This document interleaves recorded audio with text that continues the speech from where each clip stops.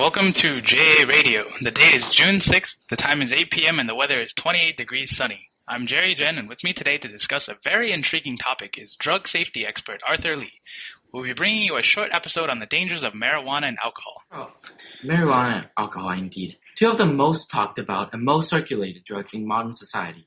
I'm here today to give you a little insight into how dangerous each of these drugs really are. Yes, the critical question. Which drugs is more dangerous or most costly to society? Our friends over at Freakonomics brought up the notion that there is a difference between the social cost and the economic cost of doing something. Well, Arthur, what exactly is the difference between the social and economic costs of doing something? Well, social cost is really defined by the externalities of a particular action. In the case of alcohol, that would be something such as a drunk driver damaging someone's property by crashing into it. What it means is that there are costs to society beyond the cost to the drug user. Economic costs, on the other hand, is what economic or otherwise monetary impact using a drug has on a user. Well, knowing this, Freakonomics came to the conclusion that alcohol use is more dangerous than marijuana use, even though this is partially based on the prevalence of alcohol in society due to its accessibility, affordability, and its central role to social interaction.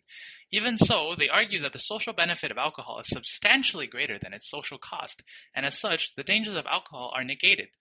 Not only so, the cost of taking alcohol away from society would be far greater than taking away marijuana, just because of how essential alcohol is to social interaction. Well, while I do have to agree with a lot of what it said, what many of our listeners might be confused about is why then? Is the societal view on the alcohol so positive in comparison to the negativity that we impute to marijuana, even when marijuana is far less dangerous than alcohol? Well, I'm not an expert exactly, but I think it comes down to the fact that alcohol was introduced far earlier in human history and has been a central part of all human interaction for the past millennium or more.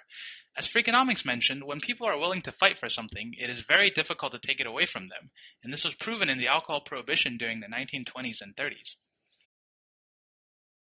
Realistically, the fact that alcohol is more dangerous to society is undebatable, proven with statistics of addiction, crime, and deaths associated with alcohol use.